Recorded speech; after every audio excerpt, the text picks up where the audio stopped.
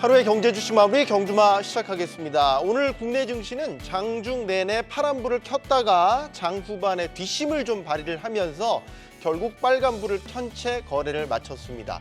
미국 대선의 불확실성, 또 실적 시즌에 대한 경계감 속에 지수가 그래도 버텨주는 모습을 보였는데요. 자, 이런 가운데 삼성전자 이틀 연속 오르면서요. 59,000원대로 올라섰습니다. 오늘장 다양한 이슈들 지금부터 하나씩 분석해 보겠습니다. 안녕하십니까? 안녕하세요. 네. 자, 미국 대선이 가까워지면서 여러 영향들이 나타나고 있습니다. 사정권 안에 들어왔다. 이렇게도 볼 수 있을 것 네. 같은데 일단은 황 팀장님, 오늘장 어떻게 보셨는지요? 사정권 안에 들어왔는데 주식시장 변동성은 저는 조금 더 줄어들고 있는 느낌은 좀 사실 있습니다. 네. 네, 오히려 지난주가 제가 체감하기로는 지난주가 좀 어렵다라는 생각이 좀 들었고, 확실히 이번 주 어제하고 오늘 들어서면서부터 섹터별로 움직임이 좀 크기는 합니다만, 그래도 뭔가 매기가 살아나고 있다라는 생각은 확실히 좀 들어요. 오늘 특히나 장 막판에 바이오 섹터들의 상승도 마찬가지고요. 네. 어제는 또 2차 전지 섹터가 또 급등을 했었잖아요. 맞아요. 네, 그러면서 순환매가 사실 좀 더 뚜렷하게 나오는 부분들이 좀 있었습니다. 네, 좀 뚜렷하게 보이고 있는 거죠. 그래서 지난주까지만 해도 정말로 좀 매매하기가 어렵고 까다롭고 어떤 게 갈지가 좀 희미했다면, 이번 주 들어서면서부터는 너무 매매하기나 또는 투자하기 엄청 좋은 환경은 아니지만 그래도 한 몇 주 전보다는 낫다라는 생각이 좀 들고요. 이제 정작 과거 통계들 보면 대선이 이제 지나고 나면 오히려 지금 여러 가지 누가 될 거냐, 누구누구 트레이드 관련해서 또는 환율 관련해서 여러 가지 뭐 수혜주들도 분별하고 있지만, 네. 다시 원래 통화 정책과 어떤 산업의 사이클, 다시 선순환에 가는 게, 선순환이라기보다는 원래 주식이 움직이는 그 방향대로 가지 않을까 싶습니다. 지금 사실 우리나라, 특히나 우리 시장은 좀 너무 유독 이상하리라야만큼 좀 섹터와 종목들의 좀 격차들 또는 변동성이 좀 심한 양상이거든요. 근데 이게 지나고 나면 이게 소위 말하는 이제 트럼프 리스크라고 할 수도 있고 트럼프 트레이드라고도 할 수 있는데, 다음 주가 지나서 누가 당선되든지 간에 이런 부분이 좀 차익실현의 명분을 주면서 다음 주가 되면 좀 이제 다시 방향성을 좀 잡지 않을까. 저는 최근에 우리나라 시장 보면 외국인들이 거의 현물하고 선물 모두 다 사실 크게 관여하고 있다라는 생각이 좀 안 들거든요. 네. 그냥 너희 한국 투자자들 알아서끼리 치고받고 해봐, 약간 그런 느낌이 되게 굉장히 강해요. 최근에 매매 동향들을 보면 코스피, 코스닥 모두 마찬가지입니다. 그러니까 지금은 한정된 거래대금 안에서 그냥 그 안에서 그냥 우리들끼리 치고받고 하는 느낌인데, 이제 그 이후에 과연 외국인들이 들어올지 안 들어올지 또는 어떤 섹터 외국인들이 들어올지 그걸 보면서 다시 방향성 잘 잡아서 매매하면 뭐 여러 가지 우리나라 내부적으로 산재되어 있는 문제들 역시나 있긴 있겠습니다만, 저는 이제부터 좀 과감하게 좀 봐도 되지 않을까 생각 듭니다. 네, 이건희 대표님. 네. 지금 이번 주에는 사실 미국 빅테크들 네. 실적 발표도 다 줄줄이 나올 예정이고 미국 대선도 지금 코앞이고 네. 여러 참 뭐라 해야 될까요? 불확실성들을 안고 경계감 속에 잔뜩 좀 있는 그런 이번 주의 모습인 것 같습니다. 그렇죠. 뭐 또 대선 끝나면 또 바로 또 FOMC 회의도 있을 거고. 그렇죠. 11일에 FOMC고. 그러니까 여전히 이제 넘어야 될 산들은 많은데, 지금 뭐 빅테크 이제 매그니피선트 세븐, 발음 좀 어려워. M7이라고 하시면 됩니다. M7 중에 5종목이 실적 발표를 하더라고요. 그러니까 이제 실적은 대부분 저는 잘 나올 걸로 보는데, 왜냐하면 미국이 지금 뭐 전 세계 성장을 다 빨아들이고 있고 그 주요 기업들이 거기에 다 포함되어 있기 때문에 그 M7이 이끌고 가는 시장이다 보니까 그쪽은 여전히 뭐 실적 걱정할 필요는 없을 것 같고요. 거기 투자하신 분들은 그냥 뭐 즐기시면 될 것 같은데, 문제는 그게 우리나라 시장에 영향을 주냐 안 주냐의 문제인데, 네. 지금 오히려 뭐 사실 뉴스케일 파워 같은 종목들이 올라가야 영향을 주는, 오히려 작은 종목들이 영향을 주는 그런 형태로 보이고 있어서 우리나라 시장도 여전히 지금 미국 시장, 뭐 독일 시장, 선진국 시장들은 다 좋습니다. 일본 시장도 좋습니다. 그러니까 약간 좀 그 통화의 가치가 있는 그런 나라들, 선진국들은 지금 경제가 안 좋은 나라, 독일은 지금 경제 굉장히 안 좋거든요. 네. 근데 주가는 사상 최고치로 가고 있습니다. 그러니까 그 정도로 지금 이제 신흥국들은 좀 어려운 시장이고요. 국내도 여전히 좀 어렵죠. 어려운데 여기에 이제 대선 전 불확실성까지 이제 가중되면서 이번 주에도 거래 대금이 좀 말라 있는 모습이고, 다음 주 화요일 날 선거가 좀 끝나봐야 뭐가 좀 나올 것 같고요. 외국인들, 아까 이제 팀장님도 말씀하셨지만 외국인들이 지금 굉장히 소극적입니다. 현물을 사는 것도 아니고 선물을 사고 파는 것도 아니고 네. 거의 유의미한 수급이 없다. 그러면 지금은 그냥 그러다 보니까 시장이 조금 방향을 못 잡고 좀 어지러운 모습이죠. 그러니까 종목들도 보면 오전에 빠졌다가 갑자기 뭐 오후에는 급등하고 또 어떤 종목들은 급등했다가 또 뭐 끝날 때는 또 하락으로 끝나고 이런 모습들이 여전히 이어지고 있어서 지금은 이번 주는 현금 좀 마련하면서 조금 좀 쉬는 게 낫지 않나. 그리고 다음에 대선 끝나고 나면 뭐 화요일 이후에 수요일 이후에 뭐 베팅할 종목들이 충분히 많이 나올 것 같다. 이렇게 보고 있습니다. 네. 하 대표님 오랜만에 네. 화요일 날 나와주셨는데 어떻게 보셨습니까 오늘죠? 아주 좋게 봤습니다. 어떤 면에서? 네. 자, 삼성전자를 보죠. 어제 오늘 이제 삼성전자는 하루 전날 한 3.94%, 오늘 2.58% 정도가 상승을 했습니다. 물론 네. 뭐 하락한 거 보면 아무것도 아닌데 이게 이틀 연속 합산 5% 이상 상승한 거는 모간 스탠리의 실제적으로 반도체 개월론이 나왔던 8월 초순 이후 거의 2개월 만입니다. 그리고 또 의미가 있던 거는 시장에서 우리가 인지해야 될 거는 약간 우리나라 국내 증시가 뭐 물론 뭐 이제 적극적으로 주식을 할 때는 아닙니다만은 파워 네. 게임에서 근데 은근슬쩍 삼성전자가 어느 정도 자리를 좀 잡아주면서 예를 들어서 뭐 시장 주가 지수 기준으로도 한 2,600포인트까지 올라온다는 거거든요. 물론 네. 여기서 빠른 속도로 2,700포인트로 갈 것까지는 않습니다만은 두 달 연속 약간 우리의 머리를 피곤하게 했던 삼성전자가 주가가 하반 경직이 나온 게 첫 번째 좋은 포인트가 되고요. 두 번째는 뭐냐 하면은 이거는 사실 정부 당국은 사실 민주당 포함해서 오늘 장의 장중 흐름을 꼭 보셨으면 좋겠습니다. 마침 오늘부터 정기 국회가 열렸으니까 오늘 장 초반에 지수 흔들림을 놓고 보면 진성준 위원의 SNS를 통한 검투세 타당론 그런 이슈가 나올 때 장은 흔들리고 장 막판 같은 경우에 물론 뭐 당정에서 검투세 폐지에 대해서 기사가 나온다 하더라도 시장이 반응한 걸 보면 개인 투자가들의 비중이 높은 제약 바이오나 2차 전지 쪽에서 특히나 코스닥에서 확 올라오는 모습이거든요. 그런 모습을 봤을 때 국내 증시가 왜 이렇게 글로벌 대비해서 10월 달에 꼴찌인지를 한 번 더 시장에서 명백하게 보여줬다. 그렇게 두 가지를 볼 수 있는데 후반부 이슈, 검투세 이슈 같은 경우는 아직 당장 결정나는 건 아닙니다만은 또 당정 협의체에서는 10월 29일, 그러니까 오늘부터 이제 지난주까지 국정감사가 끝나고 오늘부터 이제 22대 국회 정기국회가 진행이 된단 말이죠. 요 일정에서 다시 한번 좀 구체적으로 거론되지 않을까 그렇게 희망을 싣고 보고 아까도 말씀드렸습니다만은 삼성전자의 힘 자체가 지수를 좀 잡아주는 관점이라면 삼성전자 주주 입장에서 지금 당장 뭐 7만 전자, 8만 전자를 논하진 않겠지만은 하락세는 어느 정도 잡아준다는 관점으로 시장의 중심을 잡았으면 좋겠습니다. 네. 자 이제 오늘 하 대표님이 말씀해 주셨던 그 소 주제들을 하나씩 이제 짚어볼 텐데 첫 손에 오늘 짚어봐야 될 건 아무래도 미국 대선이 오늘 딱 D-7입니다. 딱 일주일 앞두고 있는 상황이기 때문에 미국 대선 결과에 따른 시장 환경의 변화 이 부분에 초점을 맞춰 본다면 일단 지금 가장 민감하게 반응하는 것 중에 하나는 환율이 아닐까 싶습니다. 달러 강세, 강달러가 다시 기승을 부리면서 원달러 환율 같은 경우는 지금 1,400원까지도 열어놔야 된다라는 전망이 상당히 지배적으로 나오고 있단 말이죠. 네. 환율이 이렇게 오른다라는 거는 외국인들로 하여금 비싼 달러로 바꿔서 자꾸 나가고 싶은 욕구를 그렇죠. 일으키게 하는 네. 환경 아니겠습니까? 어떻게 보십니까? 사실 예전 같으면 이 부분을 채권으로 많이 바꾸기도 했었거든요. 주식 매도한 부분을 본국으로 송환을 안 하고. 근데 네. 지금은 또 그런 양상은 또 아니라고 하긴 하더라고요. 그래서 또 한미 통화 스와프 이런 이야기들이 좀 있어줘야 진정된다. 뭐 그런 말씀들이 나오기는 하는 것 같은데 아직까지는 뭐 갑자기 뭐 사실 이런 뉴스는 또 갑자기 나오는 거기 때문에 우리가 알 수는 없는 것 같고 지금 사실 미국 9월 고용 잘 나왔어. 서프라이즈가 나왔었고 그다음에 계속 매파들 연준 위원들 매파적인 이제 코멘트들이 있었고 그다음에 트럼프가 당선이 확률이 높아지면서 이제 강달러 기조가 계속적으로 나오고 있는 부분들인 것 같습니다. 우리나라 기준으로 이제 제가 보기에는 1,385원에서 90원 정도 사이가 추세선의 거의 상단 부분이긴 하거든요. 오늘 1,386원대 네, 그렇습니다. 네.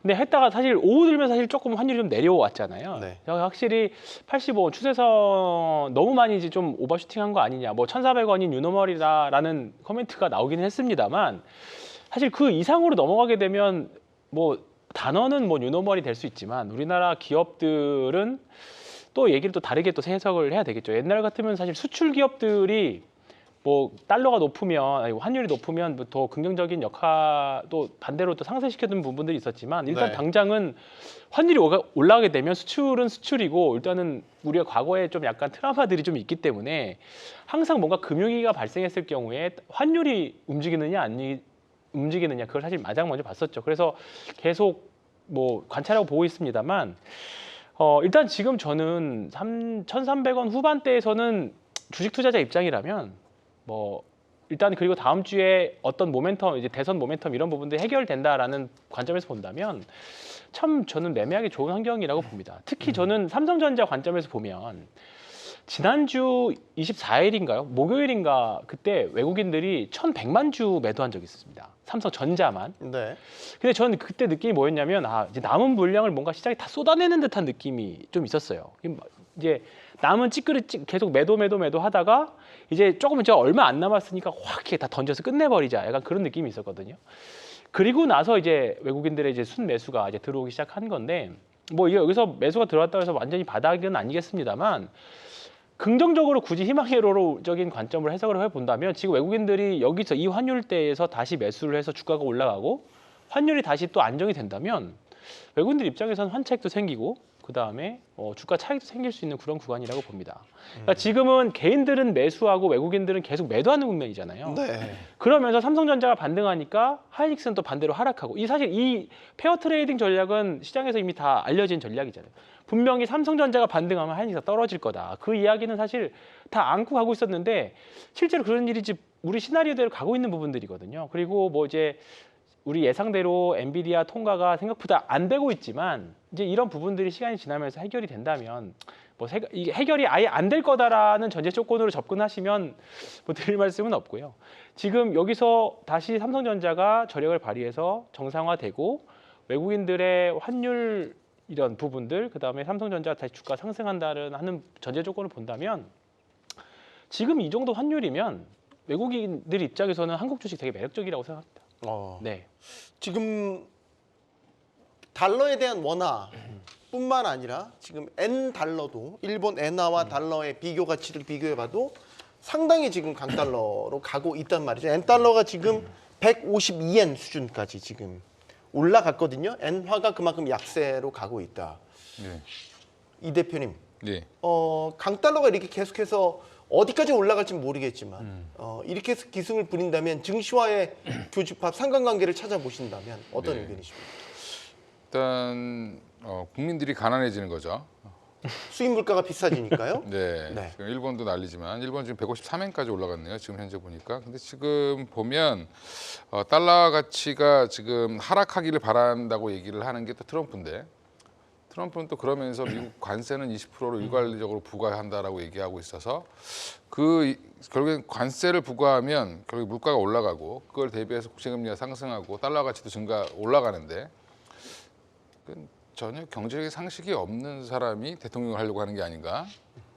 네. 그러니까 이게 서로 반대되는 얘기를 하고 있거든요. 네. 지금. 근데 지금 본인이 하고 있는 정책의 대부분은 달러 강세를 지금 가리키고 있고 국채금리도 튀고 있는데 그래서 지금 트럼프 대통령이 된다라고 하면 뭐 또 여러 가지로 우리나라 수출을 많이 하는 국가로서는 조금 불리하지 않겠냐라는 비관론도 좀 있습니다. 그래서 뭐 저는 뭐 일단 트럼프 당선 가능성이 올라가면서 이 부분이 좀 강화됐다라고 보고 있는데 환율은 근데 다행인 건 뭐냐면 우리가 1,380원에 있든 1,400원을 가든 우리만 약한 게 아니라 같은 달러 빼고는 좀 다 약합니다. 네.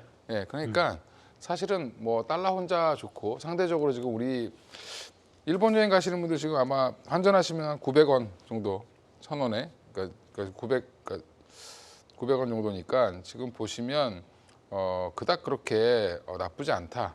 그러니까 이제 환율은 그닥 큰 이슈는 아닌데 외국인들 입장에서는 지금 아까 황유현 팀장님 얘기하신 것처럼 거꾸로 생각하면 한국 주식이 너무 싸 보이는 거죠. 원화가 약해지면서 달러로 계산하면 지금 한국 주식은 굉장히 싸다. 근데 여기서 이제 반전의 모멘텀이 어떤 게 나오느냐에 따라서 외국인들이 수급이 들어올 수 있느냐 없느냐는 좀 달려 있는데 여전히 근데 돈이 미국 내에서 선진국 내에서만 돌고 있다라는 게 조금 저는 조금 그런 부분들이 해소돼야 된다라고 보고 있습니다. 결국에는 지금 대선이 끝나서 결과가 나와야 거기에 제대로 된 반응을 할 것 같은데 만약에 트럼프 당선 가능성이 조금 더 높다라고 가정한다면 하 대표님 네. 환율 전망 어떻게 하십니까? 네, 이건 단순하게 트럼프가 대통령이 된다고 해서 달러가 강세로 간다고 단정할 수는 없습니다. 물론 모든 게 복합적인 거니까 어떻게 보면 최근에 이제 안전자산 성격의 강화 현상도 좀 크다고 생각을 합니다. 그러니까 미국 대선에 대한 불확실성이죠. 우리는 국내 언론들은 사실 베팅 사이트의 어떤 확률이라든지 1%포인트 미만의 지금 여론조사를 가지고 단정을 하고 있거든요. 물론 그건 이제 뭐 아무도 알 수 없는 내용이고 다만 뭐 밤새 미국에서 그 트럼프 미디어라는 미국에 상장되어 있는 조그마한 주식이 20% 오르니까 또 트럼프가 대통령이 된다 이렇게 보통을 할 수 있는데 그 트럼프 미디어라는 DJT라는 미국 주식은 한국으로 치게 되면 누구누구 카드라 테마주가 되는 거고요. 중요한 거는 이 달러가 왜 강세인가가 가장 중요한데 상당히 복합적입니다. 요거는 같이 한번 풀어보고 왜 삼성전자가 강한 것까지도 연결시킬 수가 있습니다. 자, 그러면 표면적으로 아까 보면 달러 강세는 미국 대선에 대한 불확실성이 되는 거죠. 트럼프가 되든 해리스가 되든 대선 자체에 대한 불확실성. 그래서 불확실성이 일단 안전자산의 성격이 있는 거고 또 하나가 뭐냐 하면 조금 전에 말씀하셨다시피 달러만 강하다는 거는 그 누군가가 약하다는 거거든요. 유럽이 최근에 ECB가 금리를 내렸습니다. 네. 근데 유럽은 금리는 내렸는데 한편으로 놓고 보게 되면 금리를 또 내릴 수밖에 없는 유로존 경기가 약하니까 달러의 40%의 영향을 미치는 게 유로화입니다. 우리는 DXY 달러 인덱스를 통해 가지고 달러의 강도를 측정하는데 그중에 40%가 유로하고 20% 정도가 엔화입니다. 네. 근데 엔화 약세는 아시겠지만은 우에다 총재의 부실이 아니라 일본 정치의 불확실성이거든요. 그렇게 놓고 본다면 실제로 지금의 달러 강세는 또 하나 더 있습니다. 바로 북한 파병 이슈죠. 근데 북한 파병 이슈는 실제적으로 한국만의 리스크가 아니라 오히려 중국, 미국까지도 사실 북한 리스크를 체크를 하고 있습니다. 그건 왜 그러냐면 미국 대선 전국에 있다 보니까 실제적으로 바이든 행정부도 지금 원래는 돈도 지원하고 파병을 보내야 되는데 못 보내는 상황이고 이제 그런 이슈가 있다 보니까 모든 통화 자체가 미국으로 몰려있다 생각을 하는 겁니다. 오늘 장중에도 보면 국정원은 김정은의 암살 시도 관련 이슈가 계속 나오잖아요. 알 수는 없지만은. 정호를 강화했다 네. 이런 보도도 있었죠. 그만큼 지금 우리가 주식시장을 놓고 보게 되면 외환시장이 약할 수밖에 없는 요인이거든요. 그래서 원화 환율 같은 경우는 당장 제가 볼 때는 미국 대선이 끝난다고 하더라도 달러 강세가 끝날 것 같지는 않은데 한 가지 이벤트는 미국 대선 이후에 바로 이틀 있다가 미국의 FOMC가 열린다는 겁니다. 네. 그 이벤트로 간다면 아마 선거가 끝나고 FOMC의 25bp 수준의 금리 인하가 진행되는 과정에서는 일단 달러를 좀 잡을 수 있을 것 같고 아까 제가 삼성전자 이야기 가만히 했는데 이 왜 그러냐면 물론 뭐 외국인들이 여기까지 생각하고 움직이는지 모르겠습니다만 외국인들이 최근에 삼성전자가 고점 대비해서 37%가 내려왔거든요. 네. 8월 고점 기준으로 했을 때. 근데 거꾸로 놓고 보면 최근에 우리나라 원화 환율이 5%가 절하가 됐습니다. 그럼 거꾸로 말하면 외국인은 가만히 더 이상 안 팔아도 삼성전자의 가치가 5%가 수익이 나는 꼴이 되는 거죠. 계산해 보면 무슨 말이냐? 어제 오늘 삼성전자를 100만 주 미만으로 샀지만 급하게 팔아서 해지할 필요는 없어요. 환율이 빨리 올라가니까. 저는 거꾸로 놓고 봤을 때 지금의 삼성전자는 뭐 매체 보도에 대만의 TSMC 관련해서 엔비디아의 퀄 테스트도 아니고 어떻게 보게 되면 환율이 오르면서 날 형성됐던 외국인 투자가 입장에서 삼성전자를 굳이 빨리 팔아야 될 없는 그런 매수로 생각을 합니다. 그래서 거꾸로 놓고 보게 되면 지금의 환율 상승의 가장 최대 수혜주는 삼성전자입니다. 그렇게도 볼 수 있습니다. 최근에 이틀의 강세를 그런 식으로도 해석을 할 수 있겠군요. 물론 많은 것 중에 하나. 물론 많은 것 중에 하나긴 하지만 자, 미국 대선이 이렇게 시장에 미치는 영향이 적지 않습니다. 자, 지금 전반적인 무게 추가 물론 초박빙이지만 그래도 트럼프 쪽이 조금 무게감이 좀 실리고 있는 분위기여서 트럼프가 당선됐을 때의 여러 가능성 시나리오를 놓고 본다면 가장 아마 첫손에 꼽는 게 관세가 아닐까 싶어요. 관세를 부과를 하면 미국에 와서 공장도 짓고 할 거다. 보조금 줄 필요 없다. 이 얘기는 칩스법, 바이든 행정부 때 했던 IRA, 인플레 감축법 다 지금 이런 것들이 맞습니다. 관세 때문에 무력화될 수 있다는 얘기거든요. 그러면 트럼프가 당선되면 우리 한국에 예를 들어서 미국 직접 투자했던 반도체 2차 전지들 다 직간접적으로 맞습니다. 영향권 안에 들어간다는 얘기잖아요. 네. 뭐 거기다가 사실 미국에 수출하는 것 중에 하나가 또 자동차도 당연히 그렇죠. 대상이 될 수도 자동차도 있고요. 관세 엄청 높인다고 그렇죠. 그랬으니까요. 그리고 뭐 트럼프 입장에서는 지금 중국 기업들이 사실 멕시코 통해서 또 들어가는 부분들이 있다 보니까 멕시코한테도 관세를 엄청 또 크게 매기는 부분, 이게 디테일하게까지 관세를 매기는 부분들이 있기 때문에 트럼프가 만약에 대통령이 된다라고 하면 아마 초반에 이런 그 부분들은 분명히 시장에 충격을 분명히 있을 거라고 봅니다. 특히나 신흥국들이 더더욱 그러겠죠. 근데 우리가 트럼프 1기 때 보면 사실 그때 보면 사실 뭐 트럼프의 우호적이었던 섹터들이 올라가고 안 좋았던 뭐 대표적인 친환경적인 섹터들이 안 좋았을 거라고 생각할 수 있지만 우리가 오래돼서 기억이 아마 흐려지셨을 겁니다. 네. 근데 지금 그때의 주가 트럼프 1기 때 주가들을 보면 오히려 신재생 쪽은 주가 흐름들이 좋았어요. 오히려 그때 보면 대표적인 예로 신재생 풍력 같은 경우에는 그 공화당 텃밭에도 굉장히 많이 육상 풍력들이 또 많이 깔려 있고 지금도 많이 깔려 있는 상황이고요. 그런 부분들이 있기 때문에 지금의 사실 노이즈는 사실 우리나라 시장하고 뭐 미국도 어제 그 트럼프 관련 그 테마주들 보면 미국도 마찬가지인 것 같아요. 우리나라도 사실 선거철 다가오면 누구누구 테마주 해가지고 종목들을 중소형주들이 엄청 들락날락 하잖아요. 근데 지금 사실 미국도 마찬가지인 것 같습니다. 비트코인도 마찬가지고 관련 종목들도 마찬가지고.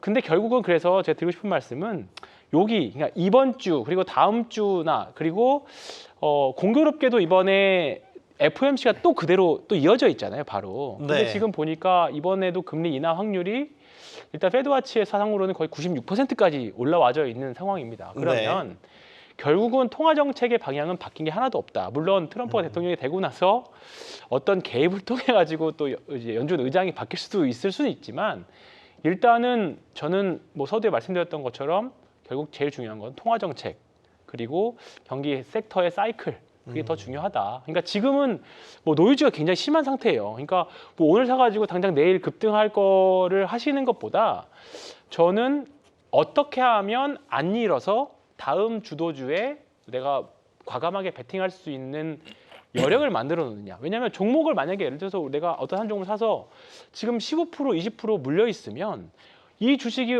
주도주가 된 게 명확히 보이는데 그 종목을 손절매나 매도를 하고 쉽게 갈아탈 수가 없어요. 근데 한 자리대 손실이면 과감하게 해가지고 우리가 매매를 할 수 있잖아요. 근데 지금 현금이 없거나 아예 좀 많이 물려 있는 종목들이 있다라고 하면 우리 그 뭔가 포트폴리오를 다시 짜는 행위를 못 할 수도 있거든요. 그래서 지금은 일단은 뭐 대외적인 변동성 많이 있습니다만 뭐 여러 가지 매크로 지표 많이 있습니다만 좋은 종목 잘 찾아서 저는 내년 준비하셨으면 좋겠어요. 이미 많은 부분들이 저는 대선 리스크들 변동성들을 많이 반영했다라고 생각합니다.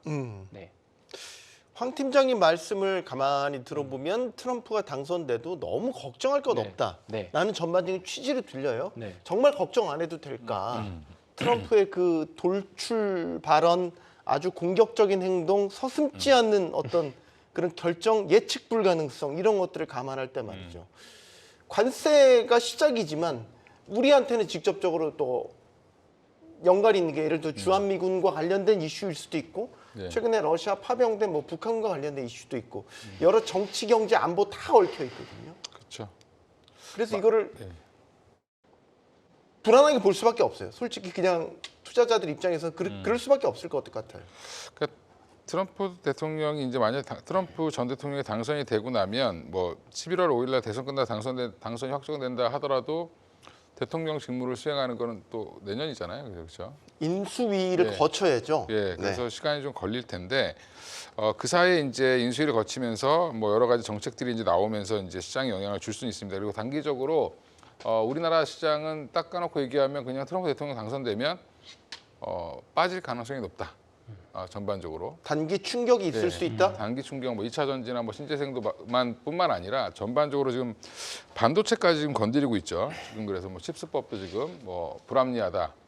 얘네들한테 세금 매기면 되는데 그럼 알아서 들어올 텐데 왜 보조금까지 줘서 공장을 짓게 하냐. 네. 근데 사실은 이 보조금을 주는 거는 인텔 때문에 주는 거거든요. 정확히 얘기하면. 예, 인텔한테 지금 갖다 쏟아붓고 있는 돈이 어마어마한데 본인들 기업이 제일 많이 받아가는 건 생각 안 하고 삼성전자 조금 받아가고 뭐 TSM 좀 받아간 거 가지고 지금 뭐라고 하고 있는데 물론 이제 이거는 지금 당선되기 위한 어떻게 보면 뭐 그런 이슈 몰이일 수도 있습니다. 근데 네. 저는 여전히 트럼프가 되면 안 좋을 수 있는데 근데 차이는 뭐냐면 트럼프와 민주당의 차이는 뭐냐면 민주당은 동맹을 활용해서 어떻게 해서든 설득을 하고 압박을 해서 끌고 가는 형태고 네. 대신에 이제 불확실성보다는 어떤 가이드라인을 좀 주는 편이고 트럼프는 그게 아니라 야 우리한테 잘 보여 이런 뜻이거든요. 그냥 네. 무조건적인 갑질인데 둘 다 갑질을 하고 있습니다만 갑질의 방식이 좀 차이가 있다. 그러니까 신사적으로 갑질하는 것과 그렇죠. 대놓고 갑질하는 거의 그렇죠. 차이입니까? 그 정도 차이이기 때문에 일단 지르고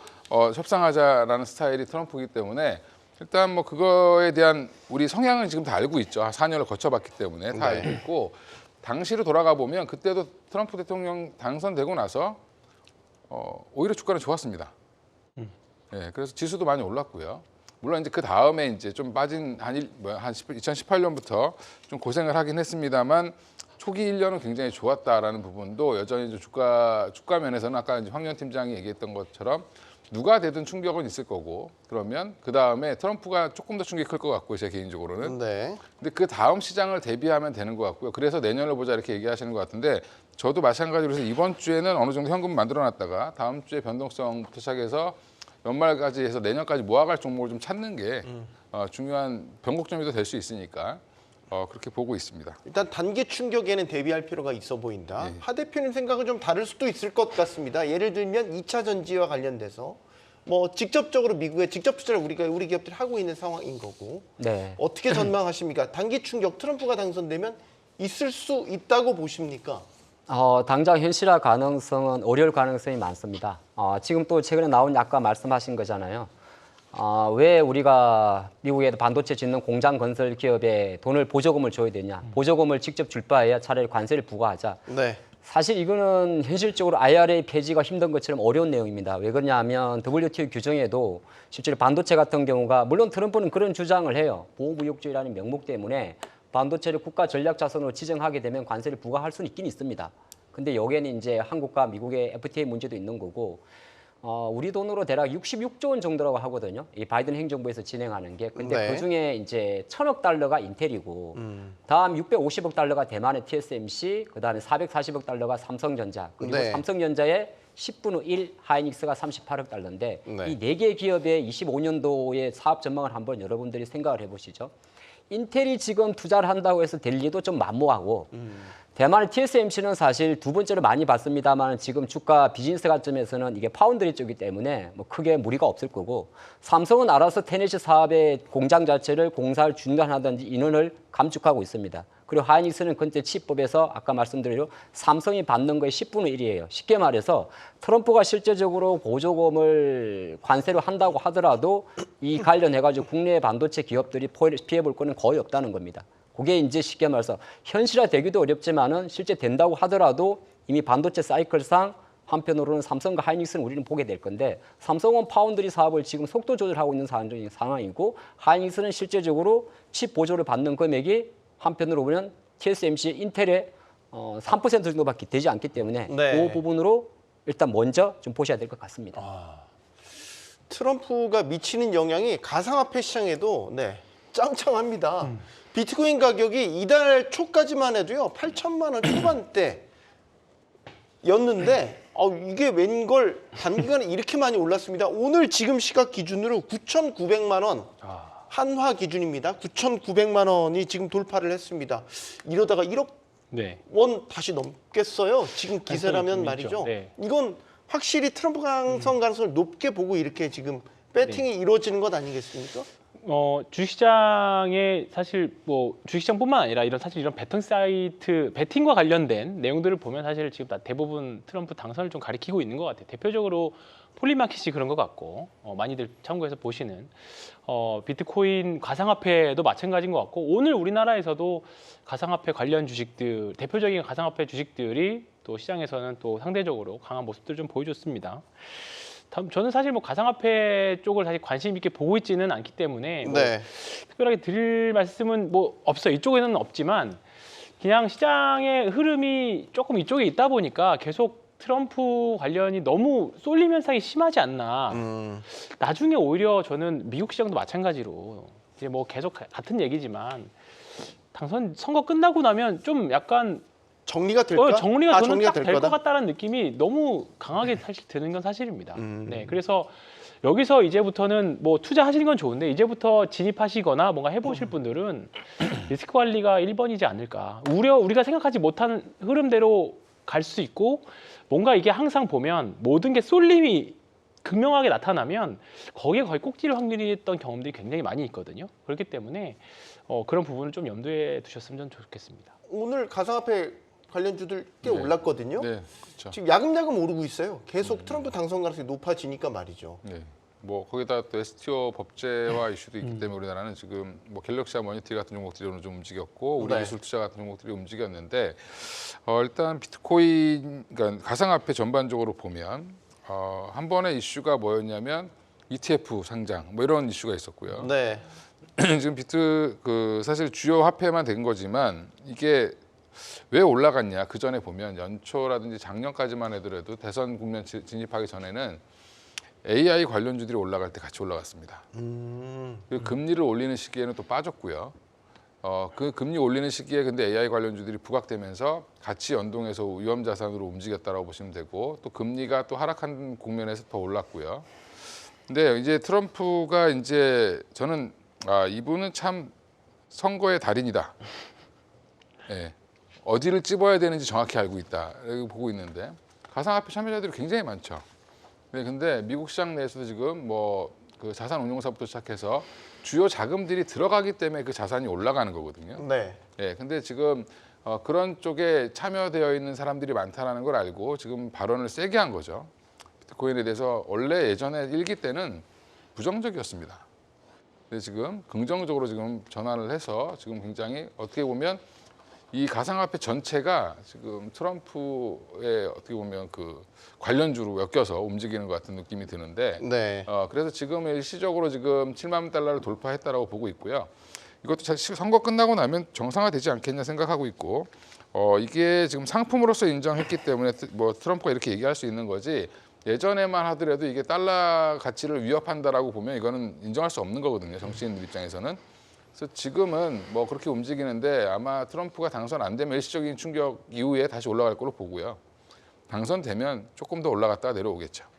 하 대표는 어떻게 보세요? 그때 트럼프 집권 1기 때와 지금 달라진 건 일단 제도권 안으로 ETF를 통해서 네. 비트코인이 들어왔습니다. 환경은 달라졌죠. 그래서 지금 다시 정고점을 향해 가고 있는 상황입니다. 1기 때는 7순이라서 철이 좀 없었고 이제 트럼프가 2기는 8순입니다. 나이를 많이 드셨군요. 네, 1946년생인데 제가 갑자기 이 이야기를 왜 여담삼아 좀 머쓱한데 왜 했냐면 네. 저는 사실 트럼프가 어떻게 보면 미국은 그 4년 연임제를 할 수가 있잖아요. 네. 근데 한편으로는 2021년 1월 달에 임기를 종료를 하고 이제 바이든 행정부가 들었었는데 뭐 트럼프를 뭐 평가하는 건 아니지만 아이러니하게도 트럼프 집권 당시에 코로나가 발병을 했었고 코로나 대처에 대한 어떤 불확실성 때문에 차기 대권에서 졌다고도 볼 수가 있거든요. 네. 제가 왜 이런 이야기를 드리냐 하면 아까도 뭐 반도체든 2차 전지 이야기를 하다 보니까 일단 우리 물론 이게 데이터가 없다 보니까 트럼프 2기에 대해서는 일단 트럼프 1기에 있었던 모든 생각을 갖고 2기를 염려하는 게 있는 것 같습니다. 그래서 저는 아까 어떤 생각을 갖고 있냐면 실제적으로 미국이 11월 5일 날 대선을 하고 그 결과에 따라서 뭐 12월 달 대의원 선거 당연히 선거인단 선거는 있습니다만은 사실상 99.9%의 확정이라면 의외로 트럼프가 대통령이 되든 해리스가 되든 미국의 대통령 선거가 끝나고 나면 이전에 놓여 있던 모든 베팅 자체가 움찔할 것 같습니다. 네. 그러니까 비트코인이 어떻게 보면 트럼프의 베팅하는 가장 큰 자금이거든요. 이게 비트코인 아시겠습니다만은 공급량 자체가 제한적이 있단 말이에요. 네. 그래서 4월 달 정도 같은 경우는 반감 이슈 때문에 한번 올랐다가 최근에 8월 트럼프 피습 사건 이후부터 다시 랠리가 붙었고 시장에서는 8만 달러까지 베팅하려고 하는 거예요. 사상 최고가죠. 네. 근데 이 흐름 같은 경우는 사실 주식시장과 조금 다른 자금입니다. 왜냐하면 지난주만 놓고 봐도 미국 그 코인 거래소 쪽으로 들어온 자금 일주일 동안에 9억 달러 정도, 우리 돈으로 1조 원 정도가 유입됐거든요. 그러면 시장에 들어오는 거는 아무래도 계속적으로 들어올 것 같고 아까 말씀하신 국내에서 움직이는 뭐 예를 들어서 가상화폐 관련주나 테마주라고 이야기를 하죠. 네. 뭐 CBDC 관련 기업이나 또는 STO 관련 기업들은 약간은 가상화폐 어떤 상승세와 또 이제 정부 발의안이죠. 자본시장법이라든지 이런 거가 좀 했기 때문에 만약에 투자를 하는 관점에서는 비트코인 같은 경우는 바이앤롱 전략이 좀 맞을 것 같고요. 그다음에 한 가지 염려스러운 거는 저는 항상 그런 얘기를 드는데 비트코인이 올라가면 비트코인을 사십시오. 부탁드리는데 비트코인이 올라가는데 자꾸 이상한 이더리움까지는 아닌데 네.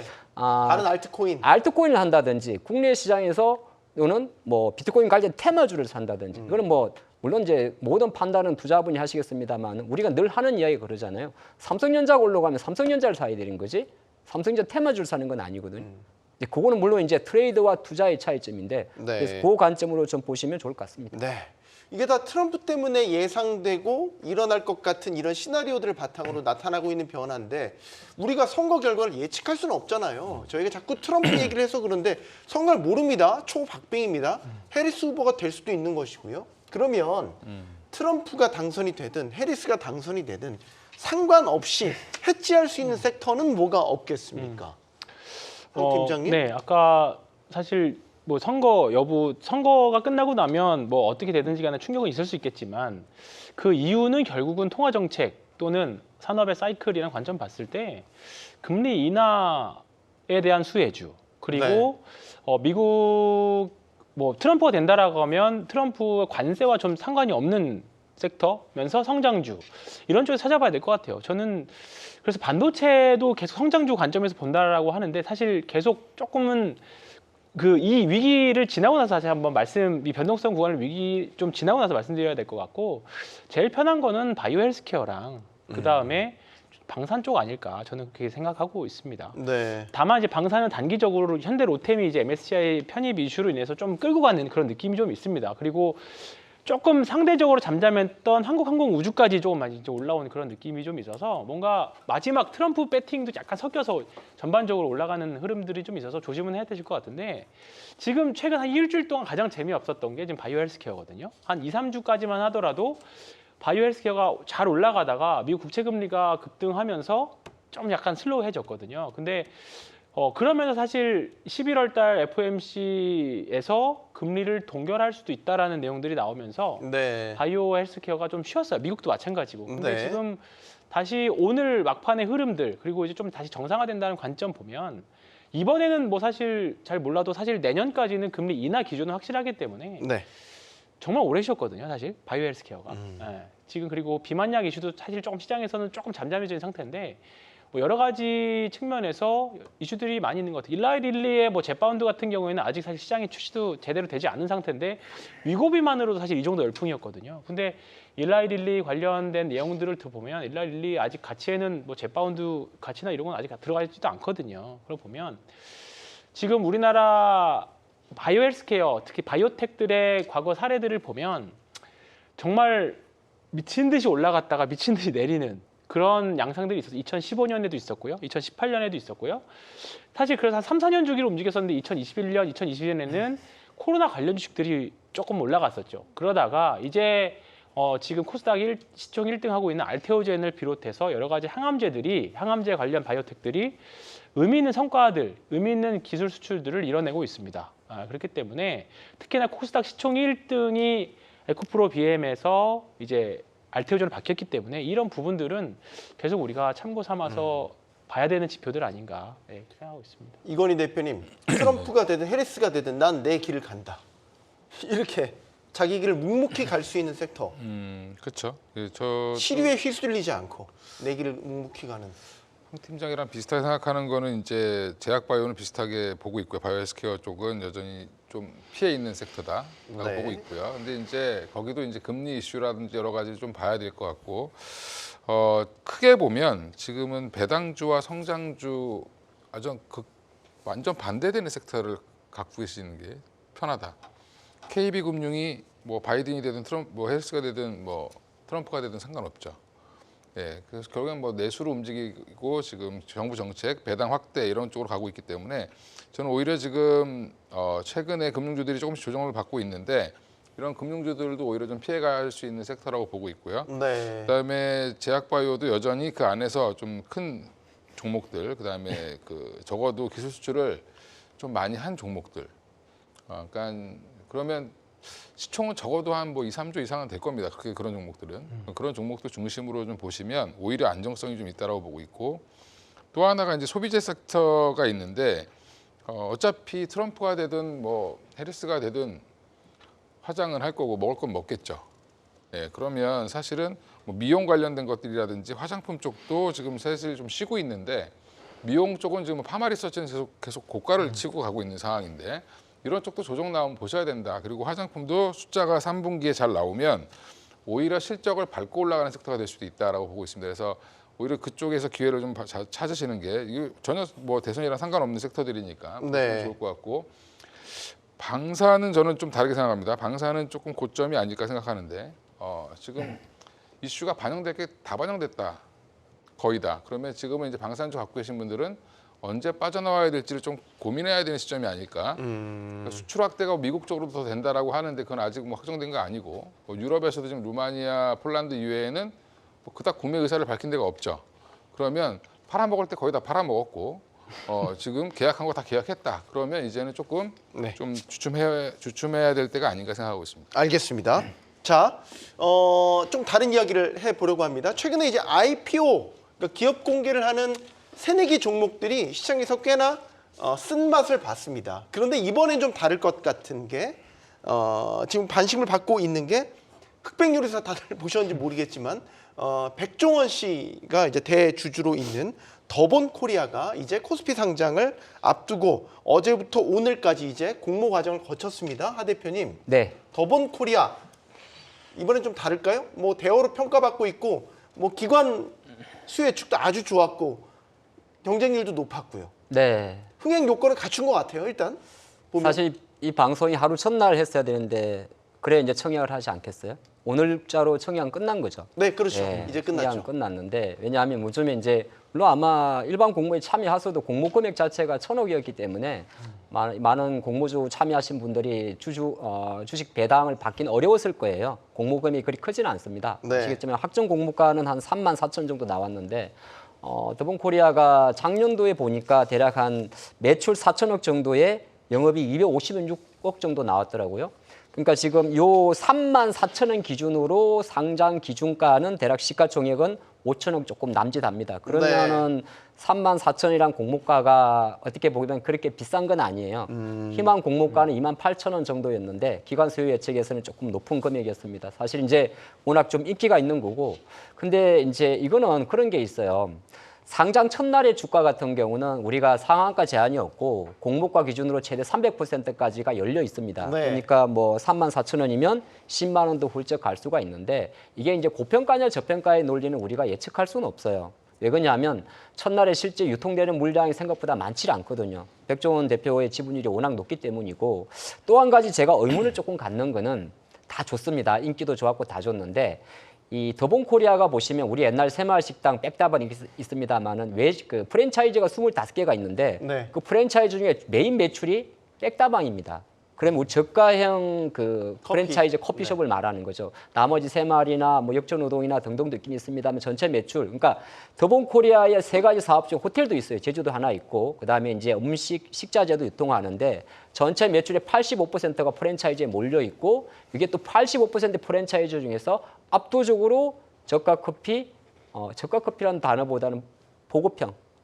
아니 예. 저가 커피라고 해요. 그렇죠. 네. 우리가 보면 이제 메가커피 뭐 아니면은 여러 뭐 브랜드들이 많지 않습니까? 있죠. 메모더도 네, 있을 거고. 컴포즈라든지. 네. 네. 고리에 좀 달려 있기 때문에 아마 첫날 자체는 흥행을 할 것으로 좀 추정이 됩니다만은 과연 연속성에 대해서는 사실 저는 아직 판단이 조금 보류하고 있습니다. 하 대표님은 조금 보류하신다.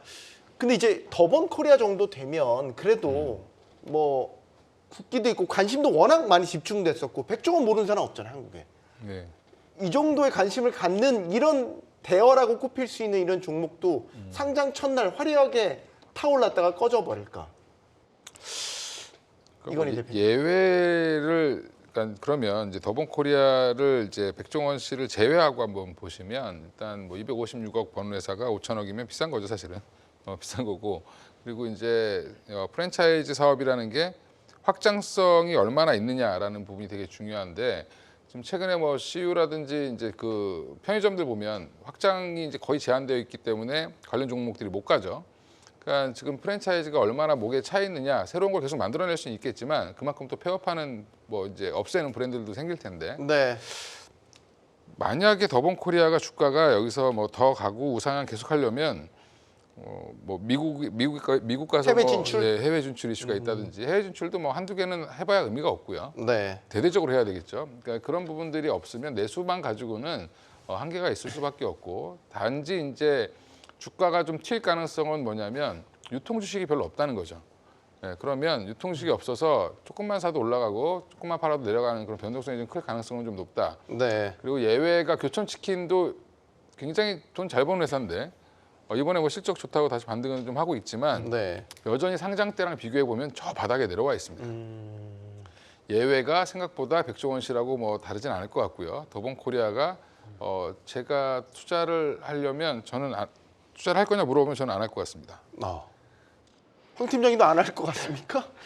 사실 뭐 상장하고 한 일주일 정도, 뭐 길게는 한 이 정도까지는 기업의 가치나 이런 것들보다는 사실 공모 주식 수가 좀 적다 보니까 화제성? 화제성이라던가 뭐 여러 가지 수급 논리를 아마 움직일 확률이 매우 높습니다. 이제 네. 그리고 나서 그 이후에 종목 이제 흐름들을 봐야 되는데 말씀 주셨던 것처럼 전 백다방이 전체 매출에서 1위인지까지는 사실 몰랐어요. 네, 근데 그렇게 생각한다라고 하면 오히려 저는 투자기에는 상장 초반이 더 차라리 있을 수 있을 것 같아요. 길게 가면 갈수록 사실 그렇다고 지금 엄청 그 소위 말해 싸게 상장하는 것도 사실 아니거든요. 이 정도 네. 수준이면 그렇기 때문에 조금 백종원 대표의 인기와 그 다음에 주식은 또 따로 별개로 봐야 되지 않을까 생각이 듭니다. 그래서 한 11월 6일인가 상장으로 알고 있는데 사실 지금 여러 가지 상장했던 회사들 많이 있거든요. 뭐 대표적으로 지금 생각나는 게 뭐 말씀하셨던 치킨 교촌 FM이랑 미스터 피자도 과거에 글로벌 진출한다고 해가지고 주가 잘 간 적이 있었거든요. 근데 네. 결국은 퇴출되고 그랬는데 이번에는 그러지 않고 잘 해외 뭐 워낙에 이런 부분은 아마 다 알고 계실 겁니다. 알고 계실 거고 워낙에 음식 쪽에 해박하고 해외 사업 진출에 대한 생각도 많이들 하고 계실 거기 때문에 네. 사실 그쪽으로 한다라고 하면 지금의 삼양식품도 사실 그 내수 기업에서 불닭볶음면을 해외 사람들이 먹기 시작하니까 사실 엄청나게 성장한 거잖아요. 그런 것처럼 사실 입맛이 국경을 넘기는 매우 어렵다라는 말이 있어요. 입맛이 국경을 넘기가. 근데 이제 그런 부분들에 대해서는 뭐 저희보다 훨씬 더 많이 하는 전문가시기 때문에 네. 이 부분 잘 극복해 준다라고 하면 또는 그 조짐이 보인다라고 하면 뭐 투자도 한번 고려해 볼 것 같습니다. 그러나 지금 상황에서는 네, 한 2주만 지켜보자. 네. 알겠습니다. 네. 신중한 입장을 네. 좋게 표현해서 내신 걸로 정리를 하겠습니다. 짧게만 하 대표님, 이거는 사실 저희가 마지막에 좀 간단하게 한번 짚어볼 이슈로 봤는데 고려하연요. 네. 경영권 분쟁 겪으면서 지금 장내 매수 경쟁 이슈 때문에 주가가 계속해서 지금 150만 원 결국 위로 올라섰거든요. 어떻게 보십니까, 이 상황? 이건 이제 아까 오늘 기사가 나온 대로 내일 당장 30일 날 긴급 이사회 열죠. 최인범 회장 측에서 긴급 이사회 열어서 사실 이거 저도 이게 상법에 될지는 모르겠는데 자사주 1.4%를 우리 사주로 매각해서 무상이든 매각해서 다시 지분을 확보한다는 거거든요. 의결권을 살린다는 네, 거죠. 왜냐면 자사주는 의결권이 없으니까. 근데 네. 이거를 MBK 측에서는 자사주를 우리 사주로 무상으로 정의하는 것에 대해서 배임 행위로 다시 긁고 들어오는 모습이라 과연 이게 상법상 제가 해당되는지는 좀 모르겠지만은 어쨌든 긴급 이사회라는 이슈가 있다 보니까 끝나지 않는 쩐의 전쟁. 예, 그렇게 보셔야 될 것 같고 지난번에도 한건 말씀드렸습니다만은 고려해안의 주가가 얼마까지 갈지는 몰라요. 왜냐하면 지난번에도 공식 공개 매수 일정 끝났고 네. 추가적으로 장내 매수 포함해서 자사주 매각을 통한 지분 경쟁이 진행 중이기 때문에 그 포인트로 보셔야 되고 그렇게 볼 수밖에 없을 것 같습니다. 네. 자, 트럼프 당선 가능성이 높아지자 달러는 강세, 비트코인은 또 크게 오르고 있고요. 코앞으로 다가온 미 대선의 불확실성이 곳곳에서 분명히 변동성을 키우고 있는 모습입니다. 또 한 번의 변곡점을 맞게 되는 증시 환경에 잘 대처하는 지혜가 필요한 때인 것 같습니다. 경주마는 내일 다시 오겠습니다. 고맙습니다.